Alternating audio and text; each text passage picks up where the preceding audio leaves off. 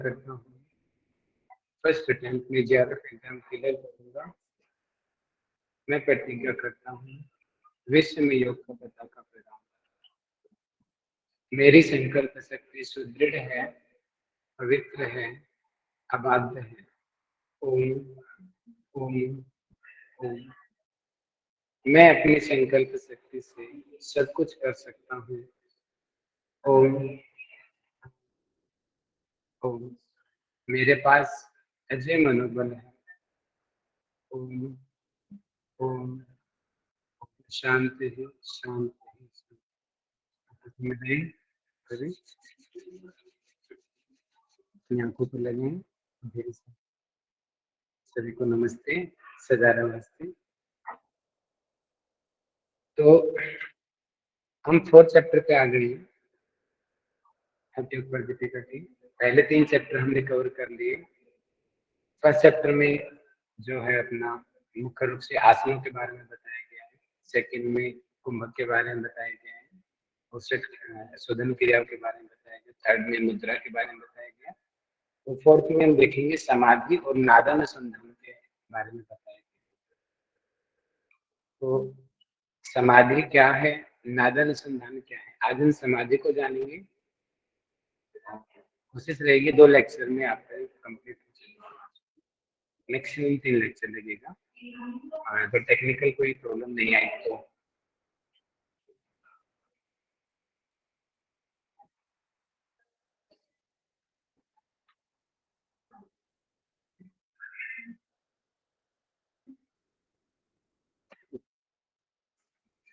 चतुर्थ उपदेश।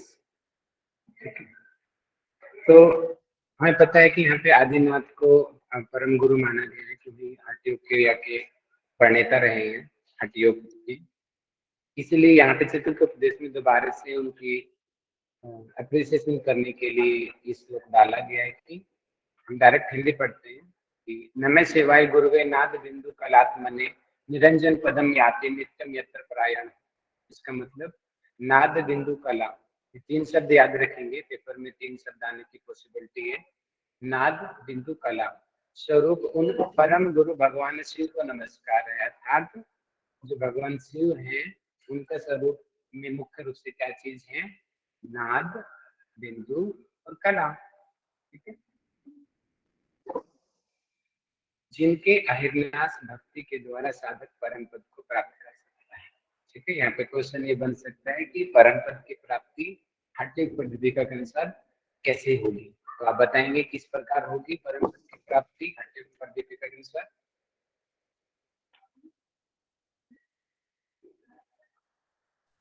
हेलो, भगवान शिव की भक्ति के द्वारा, ध्यान करके अहिर्निश भक्ति के द्वारा। बहुत बढ़िया। अहिर्निश एक तरीके से अब निष्काम वाली आप इसको। पर ये अहिर्निश भक्ति कौन सी भक्ति होती है? वही तो कह रहा हूँ, एक तरीके से निष्काम भाव से आप इसको तुलना करके ले सकते हैं। ठीक है, ओके सर। यहाँ पे क्या बताया गया है कि नमः शिवाय गुरुवे नाद बिंदु कलात्मने निरंजन पदम याति नित्यम यत्र परायण। तो अहिर्निश इन्होंने अपने शब्द से ऐड किया गया। यहाँ पे बताया गया कि नित्यम यत्र परायण, कि उनका अच्छे प्रकार से पूजन करने से परायण। ठीक है,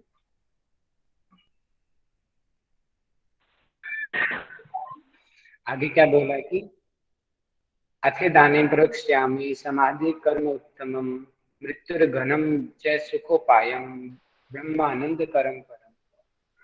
मतलब कि वो जो समाधि की जो उत्तम प्रक्रिया कहता है, मतलब कि समाधि है क्या है? उत्तम प्रक्रिया मतलब कि एक्चुअल में समाधि क्या, जो मरणशीलता का नाश करती है। इसकी तारीफें कर दी गई। समाधि को अगर हम करेंगे, पहले तारीफें करी गई, उसके बाद में मेथड बनाएंगे। समाधि सबसे उत्तम प्रक्रिया बताई गई है, मरणशीलता का नाश करती है। ठीक है, ये क्वेश्चन बन सकता है आपको कि सबसे उत्तम प्रक्रिया कौन सी है। सीधा क्वेश्चन बनता है और ऑप्शन में आएगा आसन, प्राणायाम, शोधन क्रिया, मुद्रा और समाधि। तो सीधा आंसर है समाधि सबसे उत्तम प्रक्रिया है जो मरणशीलता का नाश करती है। अर्थात जो मृत्यु पर विजय प्राप्त होती है, सुख का उपाय है और परम ब्रह्म आनंद को प्राप्त करवाती है, अर्थात मोक्ष को प्राप्त करवाती है समाधि के। अब मैंने आपको पहले ही बताया था, आप बताएंगे कि हठयोग प्रदीपिका का बताया गया था कि मेरी आवाज कम आ रही है क्या आप लोगों को? हेलो, बताएंगे एक नहीं बार। सर। जी भैया। जी सर, थोड़ी स्लो आ रही है बहुत सर। स्लो आ रही जी सर। हाँ, कुछ तो मतलब इको हो रहा है सर, सर इको ये हो रहा है, सर डबल आवाज हेडफोन आ रिमूव रही है। कर दो गुरु, हेडफोन रिमूव करो, मैं करने पड़ेंगे गुरु हमें जी। तो ठीक आ रही है सर पहले भैया मोबाइल में हमें ठीक आ रही ठीक है, आ रही है लैपटॉप में सर, तो बिल्कुल ही डाउन है। अच्छा, हमें अच्छी आ रही है सर। मैं ब्लूटूथ हमें हटा भी देता हूँ, ठीक आ रही है, बहुत स्लो आ रही है। गुरु जी ब्लूटूथ कोई हटाने बात नहीं, पड़ेंगे। ब्लूटूथ हटा देता हूँ। ओके, मैं हटा देता हूँ।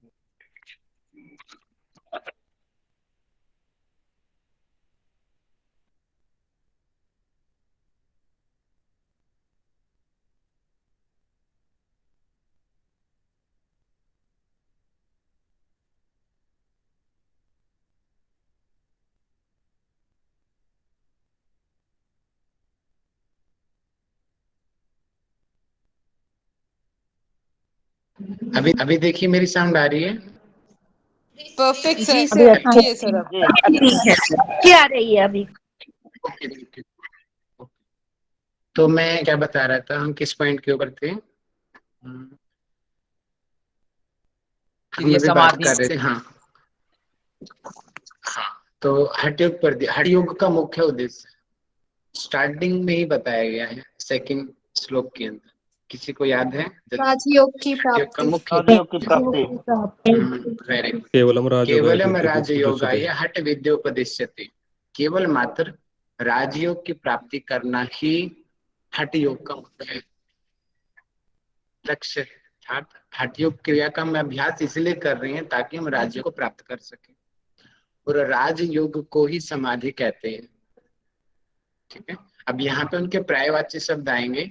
उन पर्यायवाची शब्द राजयोग की और अन्य और क्या क्या नाम है, समाधि की और अन्य क्या क्या नाम है, उन चीजों को हम पढ़ेंगे। और यहाँ से क्वेश्चन बनने की बहुत पॉसिबिलिटी है। वो क्वेश्चन किस तरीके से बनेगा कि इनमें से कौन सा राजयोग का नाम नहीं है, तो जो उनसे याद होंगे उनको छोड़ देना। जैसे इस बार ये क्वेश्चन आया था गुरु के साइड में से, जिन्होंने पेपर दिया होगा उनको याद होगा। ये क्वेश्चन पूछा गया था, स्टार्टिंग में 33 गुरुओं के नाम आए थे, तो उन्होंने कुछ गुरुओं के नाम दे दिए और पूछा कि इनमें से कौन सा नहीं है, इस प्रकार। तो इस प्रकार वो वहां से पूछ लिया क्वेश्चन, अब यहाँ से पूछा जा सकता है कि राजयोग का नाम कौन सा नहीं है, तो इसलिए आपको ये सारे नाम याद होने चाहिए। तो इतने सारे नाम हैं, राजयोग है, समाधिश्च, उन्मनि च मनोन्मनि, अमर्तम लैस्तत्वम, शून्य शून्यम परम पदम, अमनस्कम तथा द्वैतम, निरालंबम निरंजनम, जीवन मुक्ति से सहदा तूर्या चेतक वाचक। मतलब कि राजयोग, समाधि, उन्मनि, मनोन्मनि, अमृत, लय, तत्व, शून्य शून्य, परम पद, अमनस्क, अद्वैत, निरालंब, निरंजन, जीवन मुक्ति, सहजा और तुरिया, ये सब के सब पर्यायवाची शब्द हैं। तो ये सारे के सारे याद होने चाहिए। कितने हो गए? 1 2 3 4 5 6 7 8 9 10 15 11 है। 12 13 14 15 16 16 है, याद रखना 16 है पर्यायवाची शब्द। सुषुम्ना के 7 थे, कुंडलिनी के भी 7 थे, और यहाँ पे राजयोग के 16 बताए गए हैं। ठीक है, आगे क्या बताया गया है कि समाधि है क्या? जैसे नमक पानी में मिल जाने से उसके साथ एक रूप हो जाता है, वैसे ही आत्मा और मन की एक रूपता समाधि कही गई है। कैसे? जैसे कि ये बोतल है, ठीक है, या पानी का गिलास है, अगर हम उसमें नमक मिला दे, चीनी मिला दे, तो और उसको घोल दे, तो हमें दिखाई नहीं पड़ती कि इसमें मिली हुई है, जब तक टेस्ट ना करें। सामान्यतः हम नहीं बता सकते कि इसमें चीनी है या नमक है, यानी कि दोनों एक रूप हो जाना। जैसे दूध में पानी मिला देते हैं, पता नहीं चलता कितना पानी है, दोनों एक रूप हो गए। तो समाधि, उसी को समाधि बोलते हैं कि आत्मा और मन, जीवात्मा और परमात्मा ये एक हो गए। मेरा और तुम्हारा ये जो भेद है ना, ये मिट गया। जो समाधि की अवस्था ऐसी आती है ना, कल मैंने उदाहरण भी दिया था आपको स्वामी विवेकानंद जी का, कि उस स्वामी विवेकानंद जी को जब समाधि अवस्था प्राप्त हुई और जब घर से बाहर निकले तो उनको देखा कि रिक्शा वाला भी मैं ही हूँ, ऑटो वाला भी मैं ही हूँ, मजदूर भी मैं ही हूँ, सब मैं ही हूँ, हर जगह मैं ही दिखाई दे रहा हूँ। तो ये समाधि अवस्था का लक्षण है कि उसमें मेरा तुम्हारा अपना पराया ये जो भेद है ये मिट जाता है। और योग दर्शन में भी तो बताया गया है, तीसरे पाद के तीसरे सूत्र में, तदेवार्थ मात्र निर्भासम स्वरूप शून्य में व समाधि ही। आप पढ़ेंगे जब तीसरा उपदेश, तीसरा पाद योग दर्शन का, वहां पे आएगा कि सिर्फ अर्थ मात्र का निर्भासम रह जाना, वो समाधि। कि हम हैं, हमें परमात्मा के या स्वरूप के दर्शन हो रहे हैं, सिर्फ इतनी अनुभूति रह जाना, वो समाधि है। तो यहाँ पे समाधि क्या बताई गई है? आत्मा और मन की एक रूपता समाधि है। और आगे क्या क्या एग्जाम्पल दिए गए हैं कि हमने वहां पे पढ़ा था मन का फार्मूला, किसी को याद होगा? जल्दी बताओ। मन को कंट्रोल करने का एक फॉर्मूला दिया गया है टेक पर दीपिका में, कौन सा फॉर्मूला है वो? चलम सर चितम प्राणों को जो कि चले कंट्रोल वातम करने चिलम चितम चलम चितम चित्तम चलम भवे। वातम। डायरेक्टली प्रोपोर्शनल टू बहुत प्राण। बढ़िया, बहुत बढ़िया। चले वातम चलम चित्तम निश्चले निश्चलम भवेत योगित साणुपमापनोति ततो वायुम निरोधयेत। निरोधयेत। कि चले वातम, जब तक वायु चलायमान है, चित्त भी हमारा चलायमान है। चित्त क्या है? हमारा अंतःकरण है। इसका मतलब वहां पे मैंने एग्जांपल भी दिया था कि जब हम हाइपर होती हैं, गुस्सा होते हैं, एग्रेसिव होते हैं, तो हमारी जो रेस्पिरेटरी रेट है वो बढ़ जाती है, ऑटोमेटिक है। मतलब सिंपैथेटिक नर्वस सिस्टम एक्टिव हो जाता है हमारा जब हम हाइपर होते हैं। और जब हम रिलैक्स होते हैं तो हमारी श्वासों की गति, मेडिटेशन की स्टेज में अपने आप ही हमारी श्वासों की गति धीमी हो जाएगी। जब हम शांत होंगे, जब हम काम होंगे, हमारा मन अच्छे से रिलैक्स होगा, उस दिन आप नोट करना आपकी जो ब्रेथ है ना बिल्कुल स्लो होगी, स्लो। जब आप जल्दबाजी में होंगे, भाग रहे होंगे ऑफिस के लिए, यूनिवर्सिटी के लिए, देखना आपकी सांसों की गति बढ़ जाएगी, मन हमारा चंचल हो जाता है। तो मन को कंट्रोल करने का फॉर्मूला है। और कुंभकों में भी केवली कुंभक हमने पढ़ा था। एक था सहित कुंभक, दूसरा था केवल कुंभक। सहित कुंभक में हमने क्या पढ़ा था कि जिसमें पूरक और रेचक हो, रेचकम पूरक कुर्यात सहित कुंभकम, कि जिसमें रेचक हो और पूरक हो वो सहित कुंभक है। जैसे भस्त्रिका, सूर्यभेदी, उज्जाई, इन सब में पूरक रेचक होता है, मतलब इनहेल और एक्सेल होता रहता है, इसलिए इनको हम सहित कुंभक कहते हैं। और केवल कुंभक में मात्र कुंभक हो जिसके अंदर, मतलब कि ओनली होल्डिंग हो, बस सांस अंदर है बाहर है कहीं पर भी है, सांस जहां पर है वहां पे रोक देना, दैट इज कुंभक। केवल कुंभक सबसे उत्तम कुंभक है, ठीक है। और केवल कुंभक का मतलब सांसों की होल्डिंग आ जाना। अब ये मैंने इसलिए बताया, आगे का श्लोक आपको तभी समझ आएगा। मैं स्क्रीन करके बताता हूँ क्या बताया कि जब प्राण छीन मंद होकर चित्त में लीन हो जाता है, प्राण का मतलब श्वास पर श्वास, कम से कम श्वास पर श्वास हो गई या फिर रुक गई, केवल कुंभक की अवस्था आगे धीरे धीरे करके चित्त में लीन हो गया, अर्थात मन भी शांत हो गया अच्छे प्रकार से, तब दोनों की एक रूपता, अर्थात प्राण और चित्त दोनों जब एक हो गए, इसको समाधि कहते हैं। तो दूसरी होगी समाधि की डेफिनेशन, पहली में क्या बताया गया था डेफिनेशन, जल्दी बताओ। आत्मा और मन। आत्मा और मन। और मन का एक रूप हो आत्मा जाना। और मन। और दूसरे में क्या बताया गया है? प्राण और और इसका एक रूप। बहुत बढ़िया। अब तीसरा देखिए आप, तीसरा क्या बताया गया है यहाँ पे? जीवात्मा और परमात्मा दोनों की एक रूप।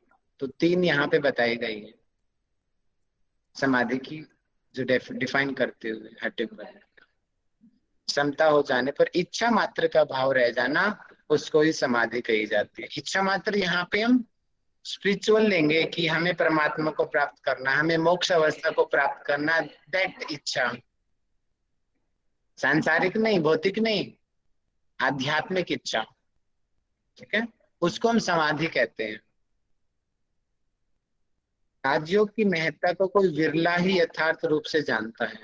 मतलब कि एक्चुअल में what is samadhi, what is Rajyoga, what is the importance of Rajyoga, importance of samadhi, कोई विरला, मतलब कि हजारों लाखों में कोई एक ही है जो यथार्थ सही रूप से जानता है। एक्चुअल समाधि इसको कहते हैं। अभी आप लोगों को भी मैंने पढ़ा है, लेकिन एक्चुअल में तो जो करेगा अभ्यास वही जान पाएगा ना, इसलिए कोई विरला ही होगा। अभी आप 100 लोग लगभग यहाँ पे हो, 77 हजारों लोग कल को यूट्यूब पे भी सुनते हैं वीडियो। अभी 1000 में कोई एक भी मुश्किल से होगा जो एक्चुअल में इस चीज को फॉलो करेगा। तो इसलिए विरला यहाँ पे बताया गया है कि विरला ही है जो एक्चुअल में जानता है। और जानना और उसको अप्लाई करना, विद्वान तो कोई भी बन सकता है। ध्यान दीजिए, मेरा आपसे क्वेश्चन है, जल्दी देखता हूँ कौन बताएगा। विद्वान और साधक में क्या अंतर है? विद्वान जो शास्त्रों का अध्ययन करता है, विद्वान जो knowledge साधक वो जो इसमें उस चीज को डीपली खुद उसको सर, जो महसूस विद्वान किया है। होगा वो सिर्फ थ्योरेटिकल नॉलेज रखेगा और जो साधक होगा वो प्रैक्टिकल। सर मैं बताऊं? बहुत बढ़िया। सर जो हाँ विद्वान जी, होता मैं है, बताओ। बुद्धि का सर विषय जो हुआ। सर जो बुद्धि का विषय है, विद्वान होता है ना, साधना विषय। ठीक है जी, बहुत बढ़िया। दोनों ने, काफी लोगों ने अच्छा बताया, बहुत बढ़िया। सर जो आपकी विद्वान क्यूरियोसिटी देख होता के है मैं ना, खुश हो रहा हूँ। हाँ जी। सर जो विद्वान होता है ना, वो अपना जो नॉलेज है वहीं पर स्टॉप कर देता है, अब तो मुझे बहुत आता है। लेकिन जो साधक होता है ना, वो हमेशा सीखता रहता है, साधना में रहता है। ये अंतर होता है साधक और विद्वान। सर हो सकती है कि जो विद्वान भी साधक बन सकता है और साधक भी विद्वान बन सकता है। इसका मतलब theoretical knowledge only, theoretical knowledge that is विद्वान, कि उसको बहुत ज्ञान है। अब उस ज्ञान को वो अपने जीवन में कितना अप्लाई करता है, जीवन में अप्लाई करना, वो है साधक। जैसे अभी मैंने आपको पढ़ाया, हमने शोधन क्रियाएं पढ़ी, आसन पढ़े, कुंभक पढ़े, मुद्राएं पढ़ी, समाधि अभी पढ़ रहे हैं। आप सभी लोग ज्ञानी हो गए हो, सभी को याद हो गए, श्लोक भी याद हो गए, तो विद्वान हो गए हो। लेकिन कितने लोग हैं उस नॉलेज को जो अप्लाई भी कर रहे हैं, मतलब कि शोधन क्रियाएं कर रहे हैं, अभ्यास कर रहे हैं, प्राणायाम कर रहे हैं,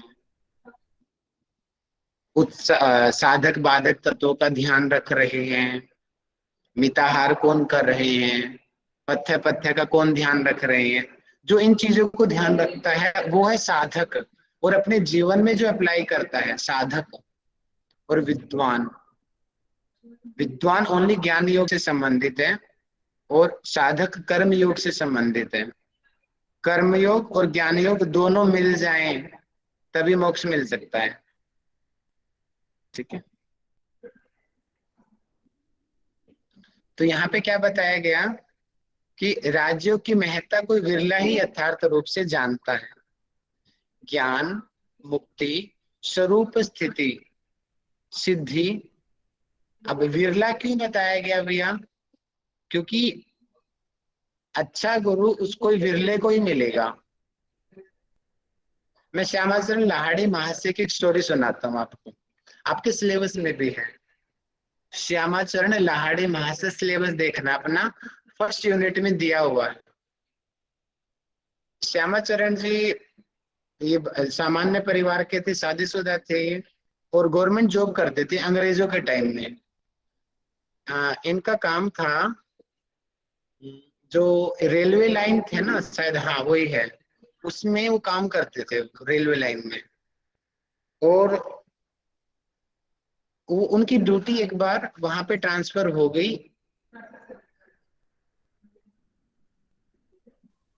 एक नाम है वहां पे रानीखेत, उत्तराखंड में एक जगह है रानीखेत में। रानीखेत में उनकी ड्यूटी ट्रांसफर हो गई, जैसे आज भी ड्यूटी ट्रांसफर होती है गवर्नमेंट जॉब वालों की। और वहां पे वो बहुत बड़े साधक थे, बहुत, यानी कि वो पूर्व जन्मों के कर्म थे, लेकिन उन्होंने अभ्यास नहीं किया। यहाँ पे मैं आपको समझाने की कोशिश कर रहा हूँ कि आपको गुरु को ढूंढने की जरूरत नहीं है, गुरु आपको अपने आप ढूंढ लेगा। तो एक दिन श्यामाचल लाहिड़ी महाशय घूमने गए हुए थे जंगलों में, पहाड़ों में उनकी ड्यूटी लगी थी, भैया मन करता चलो पहाड़ों में घूम भी आए। तो वो भी ऐसे टहलने गए हुए थे, तो एक नग्न साधु था, उसने इशारा करके उसको बुलाया। बिल्कुल हट्टा कट्टा जवान दिखाई दे रहा था, उनको बाबा जी बोलते हैं, और वही उनके गुरु बने। बोले, उनसे बात किया कि लाहिड़ी महाशय, मैं तुम्हारा यहाँ 40 सालों से प्रतीक्षा कर रहा हूँ, तुम अब आए हो 40 सालों के बाद। अब वो सोच में पड़ गई, 40 साल क्या, 40 साल कह रहे हैं। उनकी उम्र 40 साल थी उस समय लाहिड़ी महाशय की, और 40 सालों यानी कि मरने से पहले पूर्व जन्म उनका वहीं पे ही साधना करते करते उनका देहांत हुआ था।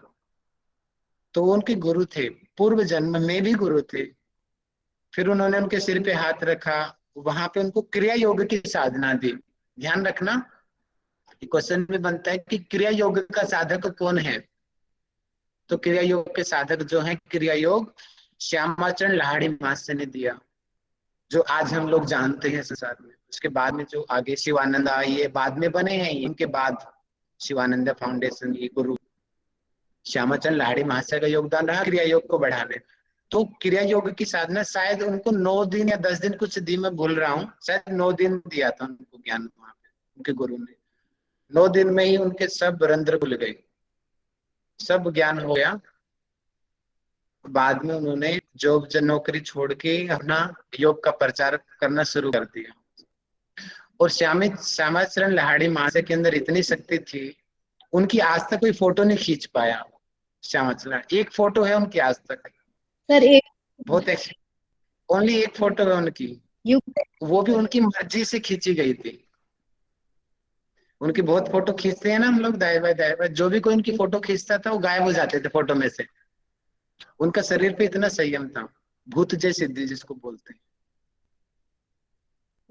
योग दर्शन में पढ़ेंगे ना, काय रूप संयमात, इस तरीके से वो तीसरे पाद में शायद 22वां नंबर का सूत्र है, वहां पे सिद्धि के बारे में बताया गया योग दर्शन में।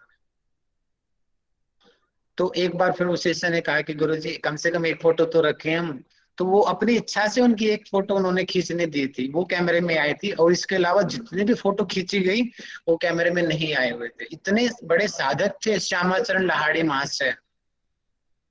तो मैं यहाँ पे कहने का आपको समझाना चाह रहा हूँ कि जैसे श्यामाचरण लाहिड़ी महाशय थे, वैसे ही उन गुरु ने अपने आप ढूंढ लिया ना उनको, गुरु ने ही उनका ट्रांसफर करवाया। बाद में उन्होंने बताया कि मेरी मर्जी से तुम रानीखेत आए हो, मैंने तुम्हारा ट्रांसफर करवाया, गुरु ने कहा बाद में, ताकि मैं तुम्हें योग का ज्ञान दे सकूं 40 सालों बाद।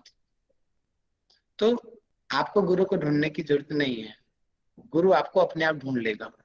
आप अपनी साधना पे ध्यान दो, अपने कर्मों पे ध्यान दो, ठीक है। अच्छे कर्म करोगे ना, उस लेवल पे जब आओगे, गुरु अपने आप ढूंढ लेगा आपको, आ जाओ बेटा मेरे पास, ठीक है। और उस समय आपको एक्चुअल नॉलेज प्राप्त होगी। यहाँ पे ये चीज कही गई है, गुरु वो गुरु होगा। तब तक अपना अभ्यास करते रहो, आप शुद्धि करते रहो, शरीर को शुद्ध रखो अपना, ठीक है। बिना सदगुरु के दया के विषयों का त्याग दुर्लभ है। कि सदगुरु के बिना विषयों का त्याग अर्थात प्रत्याहार दुर्लभ है। यथार्थ का ज्ञान होना ही दुर्लभ है, सहजावस्था की प्राप्ति ही दुर्लभ है। अब ये 3 क्वेश्चन बन सकते हैं कि सदगुरु की दया के बिना क्या क्या दुर्लभ है, या फिर ऐसे बन सकता है क्वेश्चन आपका, सदगुरु की दया के बिना क्या दुर्लभ नहीं है। ऑप्शन ए विषयों का त्याग, यथार्थ का ज्ञान, नंबर 2 सहजावस्था की प्राप्ति, ठीक है, और भौतिक संसार की प्राप्ति। तो बताइए कौन सा नहीं है। भौतिक संसार की प्राप्ति जी। भौतिक संसार हाँ, संसार की कुछ भी प्राप्ति। दे सकता है सामने वाला एग्जामिनर, कुछ भी कैसे भी क्वेश्चन को घुमा सकता है। आप लोग हर एंगल से इस क्वेश्चन को, इन लाइनों को पढ़िए, ठीक है। कि 3 चीजें बताइए, विषयों का त्याग, यथार्थ का ज्ञान, सहजावस्था की प्राप्ति, ये सदगुरु की दया से ही मिल सकती है, ऐसा हठयोग पर दीपिका में बताया गया है। आगे क्या बताया गया कि बिना आसन, यानी कि विविध आसन, यानी कि अनेकों प्रकार के आसन कर लिए, विविध कुंभक अनेकों प्रकार के प्राणायाम भी कर लिए, विविध मुद्रा अनेकों मुद्राओं का अभ्यास कर लिया। इन सब के अभ्यास के द्वारा कुंडलिनी के जगाने पर प्राण शून्य सुषुम्ना में लीन हो जाता है। अर्थात मूल हमारा मेन पर्पस तो कुंडलिनी जागरण ही है ना। जब कुंडलिनी जागरण होगा तो प्राण सुषुम्ना में प्रवाहित होगा, तब हमारा मन शांत होएगा, मनोन्मय अवस्था प्राप्त होगी, उसी को ही तो राजयोग कहते हैं। कुंडलिनी जागरण होने के बाद जब हमारी कुंडलिनी शक्ति जागृत हो जाएगी तथा संपूर्ण क्रियाओं से मुक्त हो जाने के बाद, अर्थात सभी क्रियाएं, सभी कर्म कर लिए, सभी रिस्पॉन्सिबिलिटी पूरी कर ली इसने, उसके बाद क्या होगा, साधक को आप अपने आप ही सहजावस्था, सहजावस्था को ही तुर्यावस्था कहते हैं, ठीक है। ये हमारे उसमें पूछा जाता है, ये उपनिषदों में भी एक क्वेश्चन बनता है, जैसे कि निद्रा जो मॉडर्न एजुकेशन के हिसाब से 2 प्रकार की है, रैम और नॉन रैम। यानी कि रैम यानी कि जो हमारी है रैंडम आई मूवमेंट, आप साइकोलॉजी में पढ़ेंगे, मीनाक्षी मैडम पढ़ाएगी आप। Non RAM, non random eye movement की 2 प्रकार की नींद होती है, रैपिड आई और मूवमेंट, रैपिड आई मूवमेंट, ठीक है। और जो दूसरी है हमारे शास्त्रों में बताई गई है 4 प्रकार की अवस्थाएं हमारी कॉन्शियस लेवल की होती है। हमारा जो जागृत अवस्था, अभी हम जागे हुए हैं, आप लोग बात कर रहे हो मेरे से, मैं कर रहा हूं आप लोगों को, आप सुन रहे हो, जागृत अवस्था में है, ठीक है। स्वप्न अवस्था, हम सपने देख रहे हैं। सुषुप्ति अवस्था, मैंने उल्टा बता दिया, जागृत, सुषुप्ति, स्वप्न, और उसके बाद में आती है तुर्यावस्था। तुर्या। तुर्यावस्था सबसे हाई स्टेज होती है योग की। जो योगी लोग होते हैं वो तुर्यावस्था के साधक होते हैं। सर दूसरे नंबर पे आती समाधि है की स्वप्न। अवस्था। हाँ जी सर जागृत, स्वप्न, सुसुप्ति और तुरीय। अच्छा अच्छा, ठीक है, जागृत, स्वप्न, सुषुप्ति, तुर्या, ठीक है, सॉरी, थैंक यू। तो ये 4 अवस्थाएं बताई गई, और मांडुक्य उपनिषद में अच्छे से यहाँ से क्वेश्चन भी पूछा गया था। मांडुक्य उपनिषद से क्वेश्चन आया था पिछली बार पेपर में इन अवस्थाओं के बारे में, ऐसे करके। तो जो है ये सहजावस्था तुर्यावस्था को ही कहते हैं, जो हाई हाई कॉन्शियस लेवल की होती है, ठीक है। तो ये तभी प्राप्त हो सकती है जब कुंडलिनी शक्ति हमारी जागरण हो। आगे क्या बताया गया है कि प्राण का सुषुम्ना में प्रवेश होने के फलस्वरूप, अर्थात जो हमारा प्राण है सुषुम्ना में प्रवेश कर गया तो क्या होगा, चित्त शून्य में चला जाता है, अर्थात चित्त हमारा शांत हो जाता है। उस अवस्था को क्या कहते हैं, जल्दी बताओ। मनोन्मनी अवस्था, उन्मनी अवस्था। मनोन्मनी अवस्था उसको कहते हैं। तब साधक सभी क्रियाकलापों से मुक्त हो जाता है, अर्थात उसकी सभी रिस्पॉन्सिबिलिटी पूरी हो जाती है, कर्म बंधन के संस्कार से वो मुक्त हो जाता है, जीवन मरण के चक्र से मुक्त हो जाता है। जिसके मुख में संपूर्ण चर अचर, चर का मतलब जो जिनके अंदर मूवमेंट है, अचर जिनके अंदर मूवमेंट नहीं है, जैसे कि एनिमल्स हैं, ह्यूमंस हैं, बर्ड्स हैं, वो चर हैं। अचर यानी कि पत्थर हैं, पहाड़ हैं, वो अचर हैं, जिनके जो नॉन मूवेबल है। लेकिन जिनके मुख में संपूर्ण चर अचर जगत जाता है, उस काल को भी तुमने जीत लिया है। इसका मतलब यहाँ पे मृत्यु पर विजय प्राप्त करने की बात यहाँ पे कही गई। अंत है चिरजीवी योगी तुमको नमस्कार है कि जो साधक ऐसा कर लेगा, जो साधक कुंडलिनी शक्ति को जागरण करके अपने प्राण को सुषुम्ना में प्रवाहित कर लेगा, वो चर अगर चर अर्थात इस भौतिक संसार से को जीत लेगा, इससे मुक्त हो जाएगा, काल के बंधन से, जीवन मरण के चक्र से मुक्त हो जाएगा, वो साधक जिसने ये अभ्यास किया जो ऊपर बताया गया है। आगे क्या बताया गया कि चित्त में समता हो जाने पर प्राण सुषुम्ना में चला जाता है।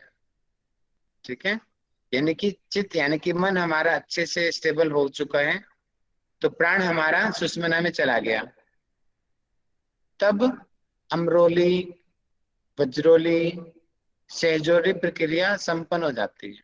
अर्थात जो वज्रोली के जो प्रकार हैं, ये इनक करने का मकसद भी यही है। वहां पर तो उन्होंने बताया था कि बिंदु का बचाव करना, और यहाँ पे प्राण का बता दिया कि प्राण सुषुम्ना में प्रवाहित करना। तो दोनों ये वज्रोली, अमरोली, सहजोली के बेनिफिट्स में भी आएगा ये। जब तक प्राण बाहर प्रवाहित है, चित्त की क्रिया भी समाप्त नहीं होती। सेम वही चले वातम चलम चित्तम निश्चले निश्चलम भवित, सेम वही चीज फॉर्मूला यहाँ पे लगाया कि प्राण और चित्त दोनों एक दूसरे के रिवर्स हैं, यानी कि एक के ऊपर इफेक्ट पड़ेगा तो दूसरा भी प्रभावित होगा। प्राण बढ़ेगा, चित्त भी बढ़ जाएगा। प्राण यानी कि वायु, चंचलता, वायु से ही चंचलता आती है। प्राण कम होगा, चित्त भी अपने आप ही शांत होता जाएगा। जो मैंने अभी एग्जांपल दिया था आपको कि हमारी सांस प्रश्वास जितनी तेज होंगी, हमारी बॉडी उतनी एक्टिव रहेगी, भाग दौड़ रहेंगे, या हम भाग दौड़ रहेंगे तो हमारी श्वास प्रश्वास ज्यादा रहेगी, चंचल रहेंगी। गुस्से में सांस बढ़ जाती है ना, भाग मिल्खा भाग को देखना, भागने से पहले वो सांस भरता है, ऑक्सीजन भरता है अपने अंदर, तभी तो उसके अंदर एनर्जी आ पाती है, वो भाग पाता है। ठीक है, जब रिलैक्स होते हैं, मेडिटेशन की हाई स्टेज, श्वास बिल्कुल ना के बराबर आती है, 1 मिनट में 1 बार, 2 बार, 3 बार। जितना श्वास कम होता जाएगा, हमारा चित्त, हमारा मन उतना शांत होता जाएगा।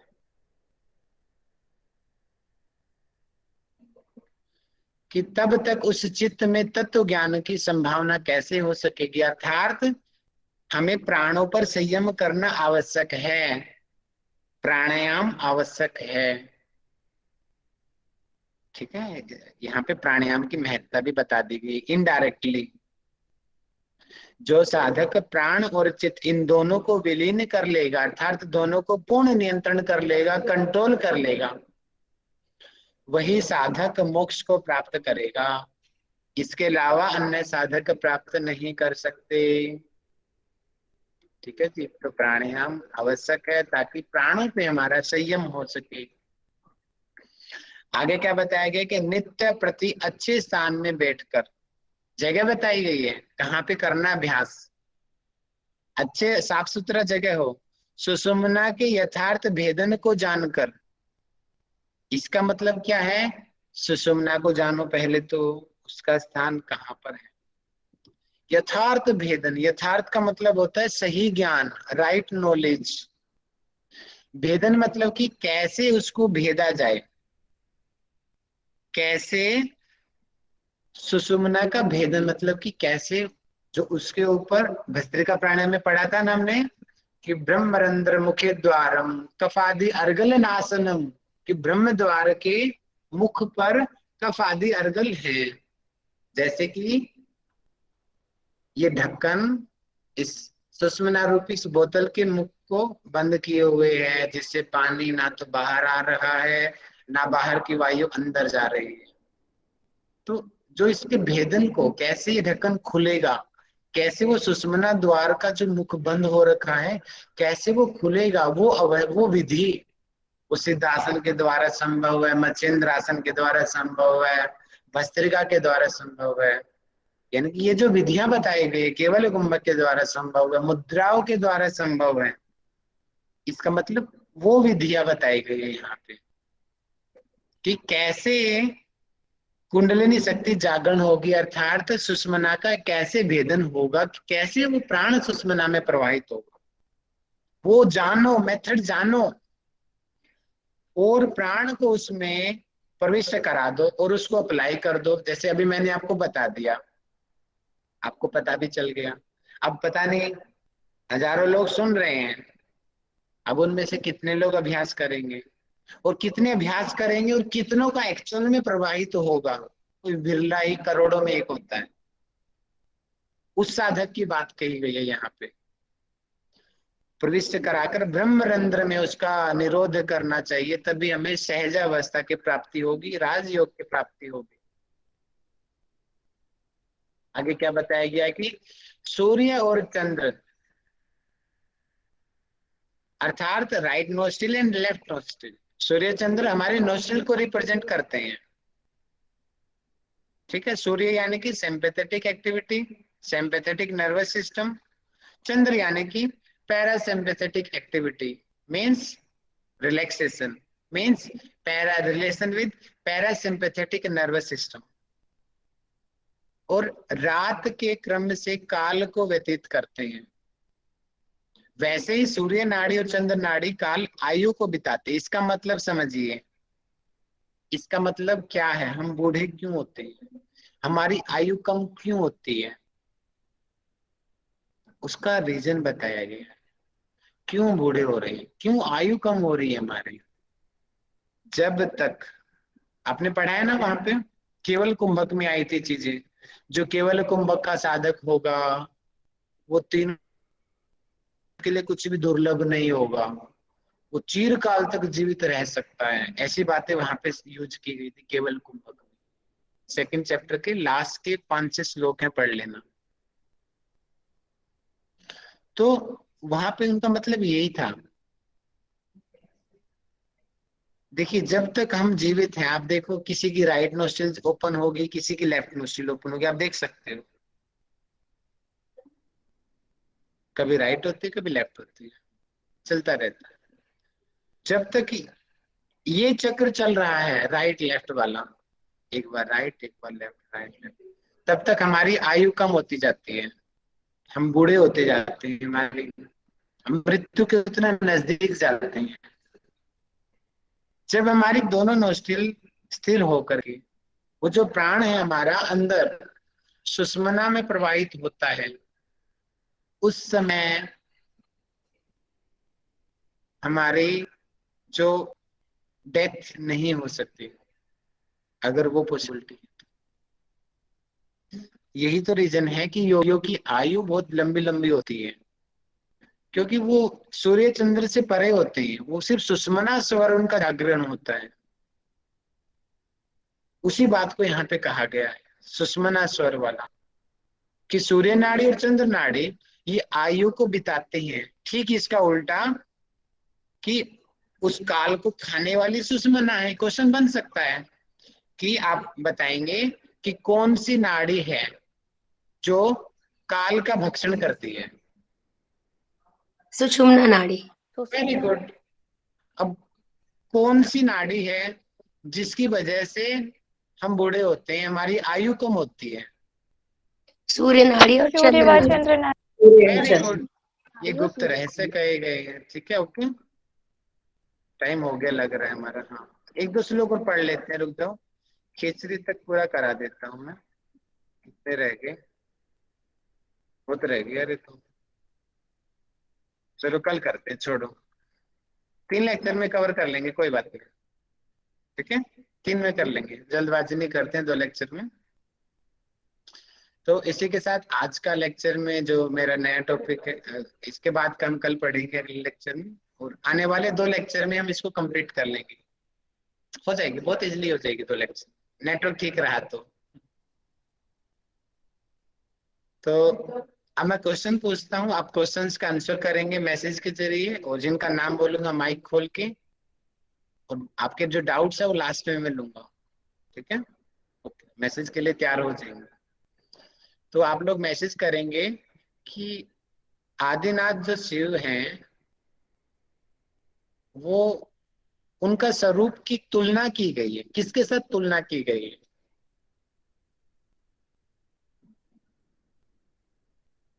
डोली राज सिंह, आप बताएं माइक कैमरा खोल के अपना आंसर।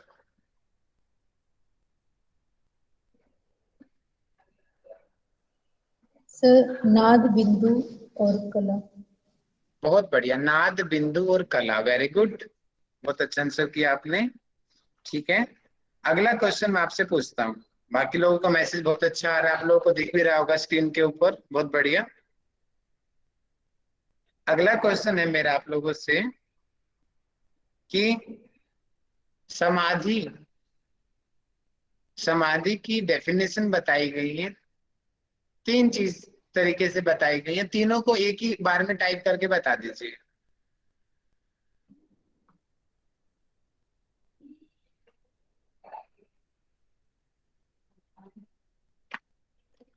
बंटी जी ने टाइप किया है, बहुत बढ़िया। बाकी लोग भी टाइप करो जी, शिखा जी, वेरी गुड, वो टाइप करो जी सभी लोग। अमित जी, वेरी गुड, बहुत बढ़िया, very good. Poonam madam, Manoj ji, Pratika Jaiswal ji, very good. चलिए मैं पूनम मैडम से पूछता हूँ, पूनम मैडम बताएंगे, माइक कैमरा खोल के अपना आंसर करेंगे। जी सर, आत्मा मन प्राण चित्त और जीवात्मा और परमात्मा।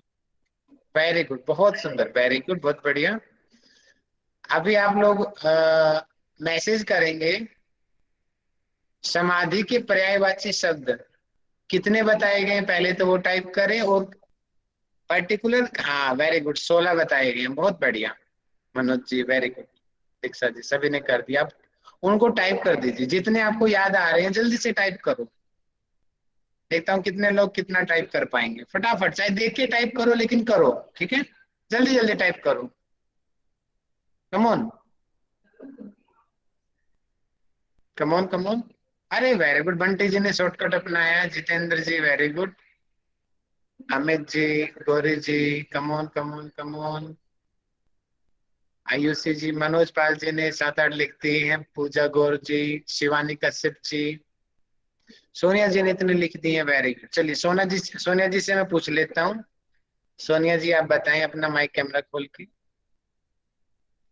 जी सर, राजयोग, समाधि, सहजा, तूर्या, उन्मनी, मनोन्मनी, अमरत्व और लय और तत्व। बहुत बढ़िया, आपने बिना देखे बताया ना? जी सर। अरे वेरी गुड, अब देख के पूरा बता दो सारा। ओके, राजयोग, समाधि, उन्मनी, मनोन्मनी, अमरत्व, लय, तत्व, शून्य शून्य, परम पद, अमनस्क, अद्वैत, निरालंब, निरंजन, जीवन मुक्ति, सहजा।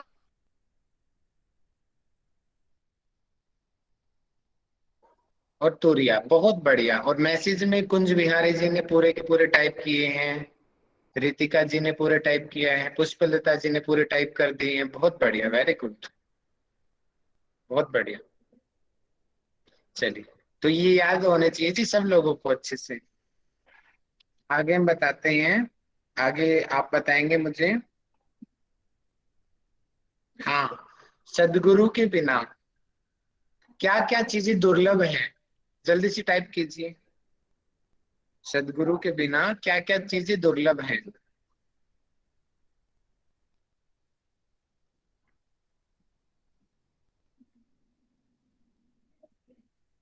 Very good.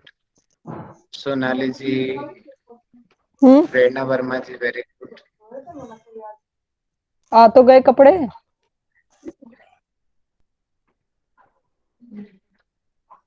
मिस्टर परफेक्ट जी, आओ जी, परफेक्ट जी सामने आओ, बताओ।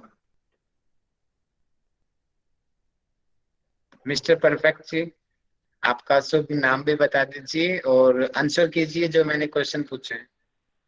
प्रणाम सर, मेरी ही स्टडी अभी कंप्लीट नहीं है, मैं आज ज्वाइन हुआ हूँ काफी दिनों बाद। अरे आज ही फंस गए, नंबर आ गए आज ही है। यहाँ पे किसी का भी नंबर आ सकता है, बताइए।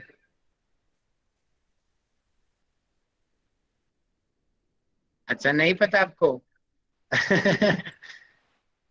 मैसेज तो आपने अच्छा किया है। ज्ञान तो है ही, बिना सदगुरु के कोई ज्ञान बात संभव नहीं। कोई बात नहीं मिस, कोई बात नहीं परफेक्ट जी। आपका नाम ही परफेक्ट है क्या? नाम तो मेरा ध्रुव है। अच्छा ध्रुव जी, हाँ ओके ध्रुव जी। चलिए मैं पल्लवी जी से पूछ लेता हूँ। पल्लवी जी बताएंगे, अभी ध्यान से सुनना ध्रुव जी, ठीक है? हाँ जी सर।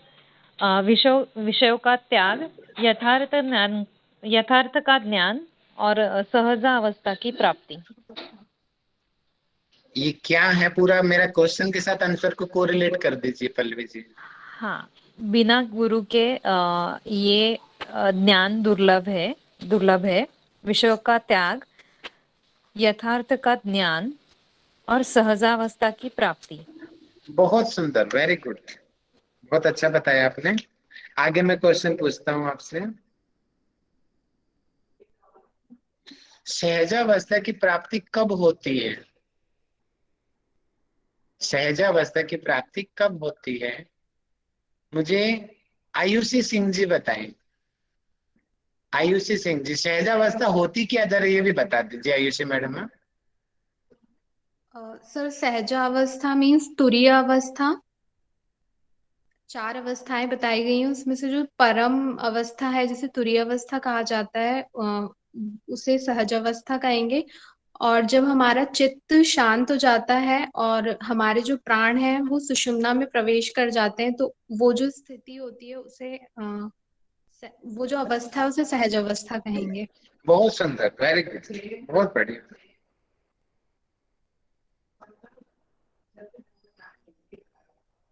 अच्छा, यहाँ पे पर्टिकुलर कुछ मुद्राओं के नाम दिए हैं, मैं क्वेश्चन बोल रहा हूँ, ध्यान से सुनना।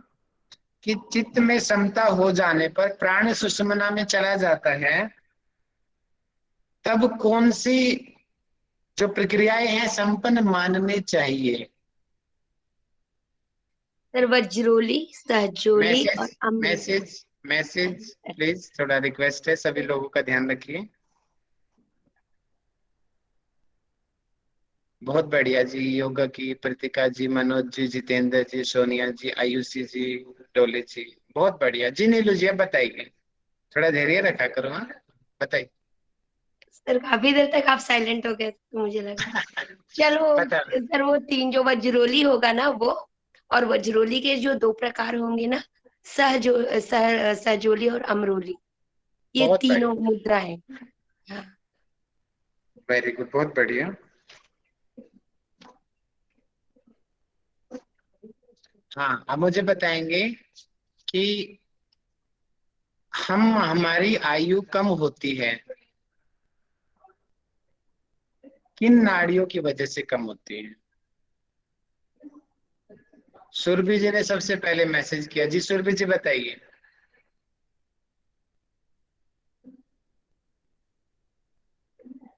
सुरभि मैडम माइक बंद है आपका। भैया सूर्य और चंद्र नाड़ी की वजह से कम होती है हमारी आयु, और सुषुम्ना में प्रवेश से बढ़ती है। अच्छा, अब तुषार जी मुझे बताएंगे कि जब प्राणवायु सुषुम्ना में प्रवाहित होती है तो क्या होता है, तब आयु कम होती है, क्या होता है बताइए। जी सर। सर एक बार फिर बताएंगे सर, वो प्राण सुषुम्ना में क्या करके जब बताया था आपने? सुषुम्ना में प्राण चलता है जी तब क्या सर। हम बूढ़े होते हैं क्या? नहीं सर नहीं, उसमें सर सुषुम्ना में सर हमारी आयु बढ़ जाती है और हमारा जो प्राण है वो अति से अति सूक्ष्म और लंबा बन जाता है सर। बहुत बढ़िया, वेरी गुड। यहीं तक हमने पढ़ा है शायद, है ना? हाँ, यहीं तक पढ़ा है हमने। अब अगर किसी के कोई डाउट हो आज की कक्षा से रिलेटेड तो आप पूछ सकते हो, उसके बाद में फिर हाँ जी बताइए। आपने वो क्वेश्चन बोला ना, वो फिर से बताइएंगे। मुद्रा के बारे में कौन सा क्वेश्चन बोला आपने? मुद्राओं के बारे में नीलू जी ने जो आंसर किया ना, नीलू जी बताओ। हाँ सर आपने क्वेश्चन किया था, जब चित्त में समता हो जाती है, जब चित्त शांत हो जाता है तो प्राण सुषुम्ना में प्रवेश करता है। जब प्राण सुषुम्ना में प्रवेश करता है तो कौन कौन सी मुद्रा है जो सिद्ध होती है, जिसमें हेल्प मिलता है ना? तो उसका उत्तर फिर वज्रोली, और वज्रोली के साथ जो दो और मुद्रा है उसके प्रकार अमरोली और सहजोली, ये सारे बहुत बढ़िया, बहुत बढ़िया। नीलू जी अपना मुस्कुराता हुआ चेहरा और दिखा दीजिए, मनोज जी देखना चाह रहे हैं।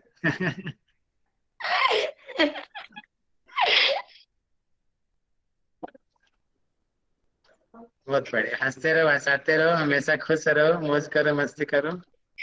जी धन्यवाद सर। ओके जी, ओके जी। अच्छा जी, और किसी का कोई डाउट हो तो बता दीजिए। सर मेरा छोटा सा है सर, आपने वो क्वेश्चन बताया था बिना सदगुरु के दया कि सर वो विश्व का त्याग और यथार्थ ज्ञान, और सर तीसरा बताया था सहजावस्था की प्राप्ति। सर ये सहजावस्था मतलब समाधि? अभी तो बताया, सहजावस्था तुरीयावस्था, समाधि की अवस्था को सहजावस्था बोलते हैं। ठीक है, ठीक है। ओके जी। तुरीयातीत अवस्था भी होती है कोई? क्या जी? तुरीयातीत अवस्था मैंने ऐसा सुना हाँ है। जी, हाँ जी। तुरीय अवस्था मतलब कि जो होते हैं ना, देखिए इसको बोलते हैं, नाम याद नहीं आ रहा मुझे। एक तो तुरीयातीत मतलब कि अब वो पूरी तरीके से उसको मोक्ष मिल चुका है। देखिए एक तो हमें संसार में हूँ, संसार में होते हुए मुझे समाधि मिल गई, हाई स्टेज पे मैं चला गया, दैट इज तुरीयावस्था। अब खाली मुझे शरीर त्यागना है, शरीर त्यागते ही मुझे मोक्ष मिल गया, दैट इज तुरीयातीत अवस्था। ठीक है, मतलब सर की मरने के बाद की अवस्था है। तुरीयातीत अवस्था कुछ साधक जीवन में भी पा सकते हैं, ऐसी बात नहीं है। वो आप हाई से हाई स्टेज आप लगाइए उसको,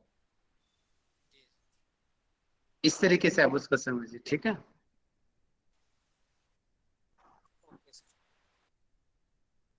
ठीक है जी। और किसी का क्वेश्चन है फिर शांति पाठ करें। जी सर। चलिए मनोज जी कराएंगे आज का शांति पाठ। जी मनोज जी बताओ, आ जाओ जी सामने।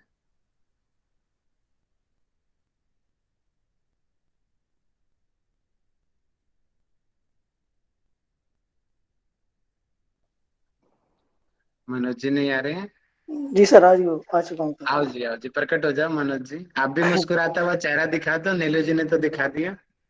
सर मैं कहीं घर में नहीं हूँ सर, कहीं बैठा हूँ तो कैमरा ऑन नहीं कर पाऊँ। जी कराइए कराइए।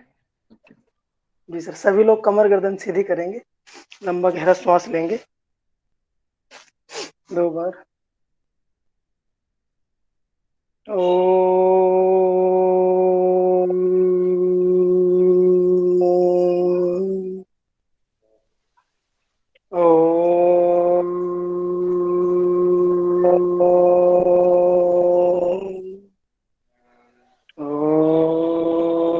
शांति शांति शांति।